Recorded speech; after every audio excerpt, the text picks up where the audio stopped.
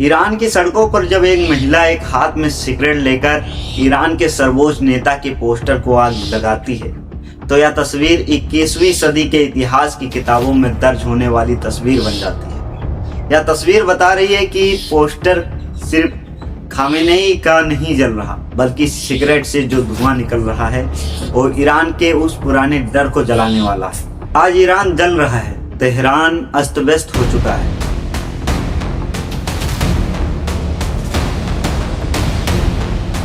चारों तरफ अफरा तफरी मची है और पुलिस सायरन गूंज रहे हैं। दुनिया की नजरें गड़ी हैं, लेकिन इस अगर मगर के बीच में एक तस्वीर आती है उस महिला की जो तूफानों के बीच में पत्थर जैसी खड़ी है। चेहरे पर नकाब नहीं, खुले बाल और हाथ में जलता हुआ आयातुल्ला खामनेई का पोस्टर। यहाँ दो बातें गौर करने वाली हैं। पहली बात, इस महिला ने ना हिजाब पहना है ना नकाब, इसके बाल हवा में लहरा रहे हैं।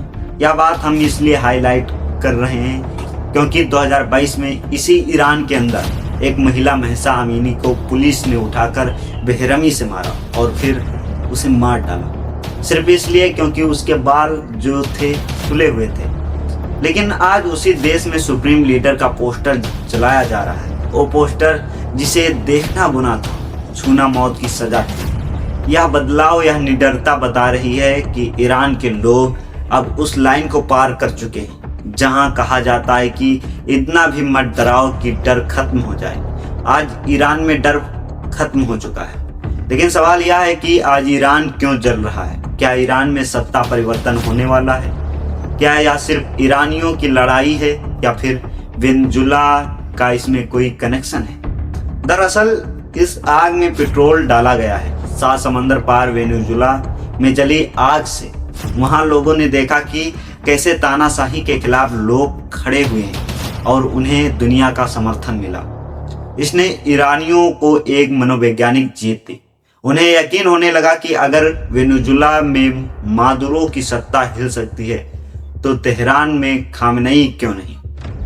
इसके पीछे एक और बहुत बड़ी वजह है, अमेरिका और इजराइल की ईरान में दुश्मनी, और वो दुश्मनी अब परमाणु बम तक आ पहुंची है। जानकर बताते हैं कि ईरान परमाणु बम बनाने के बेहद करीब है। इजराइल और अमेरिका जानते हैं कि अगर खामनेई के हाथ में परमाणु बम आ गया तो फिर उनके शासन को गिराना नामुमकिन हो जाएगा, जैसे उत्तर कोरिया में किम जोंग उनका शासन है। इसलिए इजराइल के प्रधानमंत्री बेंजामिन नेतन्याहू के सारे प्रोटोकॉल तोड़कर सीधे ईरानी जनता को संदेश दिया गया है, इजराइल आपके साथ खड़ा है।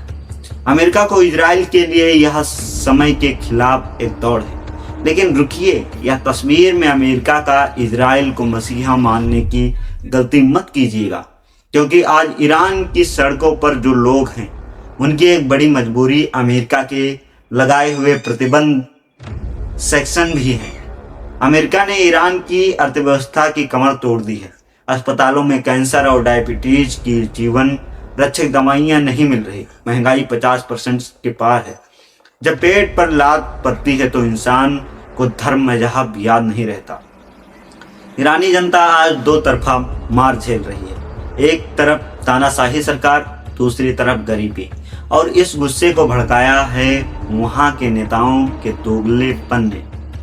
ईरान में आजकल एक नारा गूंज रहा है, ना गाजा ना लेबनान, जान कुर्बान ईरान पे।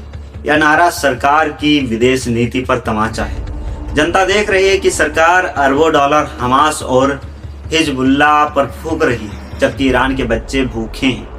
हद तो तब हो गई जब लोगों ने देखा कि मुल्लाओं के बच्चे अमेरिका और कनाडा में फरारी चला रहे हैं, पार्टियां कर रहे हैं और आम ईरानी दाने दाने को मोहताज हैं। यह असमानता बारूद बन चुकी है। इस विरोध के पीछे एक बहुत बड़ा राजनीतिक कारण भी है, उत्तराधिकारी की जंग। आयातुल्ला खामनेई 85 साल के हैं और बीमार हैं। चर्चा है कि वे अपने बेटे मुज्तबा खामनेई को अपना वारिस बनाना चाहते हैं। यह बात ईरानी जनता को सबसे ज्यादा चुभ रही है। 1979 की क्रांति का सबसे बड़ा वादा था राजशाही का अंत। जनता कह रही है कि हमने एक राजा शाह को इसलिए नहीं हटाया था कि अब एक धार्मिक राजा को बिठा दें। बाप के बाद बेटा गद्दी पर बैठे या उन्हें मंजूर नहीं। यही वजह है कि आज प्रदर्शनों में लोग अल्लाह वाला आधिकारिक झंडा हटाकर पुराना शेर और सूरज वाला झंडा लहरा रहे हैं। वे 1979 से पहले के ईरान को याद कर रहे हैं। क्या वो दौर जन्नत था? शायद नहीं, लेकिन आज के दौर से तुलना करें तो लोगों को वो आज़ादी लाइफस्टाइल याद आ रही है। लेकिन क्या सत्ता परिवर्तन इतना आसान होगा? जवाब है नहीं। ईरान की सरकार ने अब टेक्नोलॉजी से लड़ाई शुरू कर दी है। चीन की मदद से सड़कों पर स्मार्ट AI कैमरे लगाए गए हैं जो बिना हिजाब वाली महिलाओं को पहचान लेते हैं। इंटरनेट बंद कर दिया गया है। यह लड़ाई अब सिर्फ सड़कों पर नहीं, डिजिटल स्पेस में भी लड़ी जा रही है। एलन मस्क का स्टारलिंक और VPN ये अब ईरान की आवाज़ को बहाल ला रहे हैं। और अंत में सबसे बड़ा सवाल, क्या ईरान की सेना IRGC खामनेई से विरोध करेगी? ईरान में तख्ता पलट होगा या नहीं, या पूरी तरह से सेना के रूप पर निर्भर करता है। ईरान की सेना वेनेजुला की फौज जैसी नहीं है। यह वैचारिक और आर्थिक रूप से बहुत ताकतवर है। देश की आधी अर्थव्यवस्था इनके पास है, लेकिन हर सेना का एक ब्रेकिंग पॉइंट होता है। अगर निचले स्तर के सिपाहियों को लगने लगा कि वे अपने ही भूखे परिवार वालों पर गोली चला रहे हैं तो विद्रोह संभव है। अमेरिका इसी दरार का इंतजार कर रहा है। कुल मिलाकर ईरानी आज एक चौराहे पर खड़ा है। एक तरफ सरकार है जो सत्ता बचाने के लिए किसी भी हद तक जाने को तैयार है। दूसरी तरफ जनता है जिसका डर खत्म हो चुका है। वो महिला जो सिगरेट पीते हुए पोस्टर जला रही है, वो चीख चीख कर कह रही है, मैं डरी नहीं हूँ, मेरा डर 47 साल पहले मर गया था। ईरान के महान कवि फिरदौसी ने कहा था, जब जुल्म हद से बढ़ जाता है तो राक्षस जहां का अंत एक नायक फरिंदू के हाथों में लिखा जाता है। आज ईरान का हर युवा खुद को वो नायक मान रहा है। अब देखना यह है कि यह धुआं जो उस सिगरेट और पोस्टर से उठ रहा है वो ईरान को जलाकर राख करता है, या फिर उसमें से एक नया आज़ाद ईरान निकालकर सामने आता है। इस पूरे महाविश्लेषण पर आपकी क्या राय है, हमें जरूर बताएं। जय हिंद, जय भारत।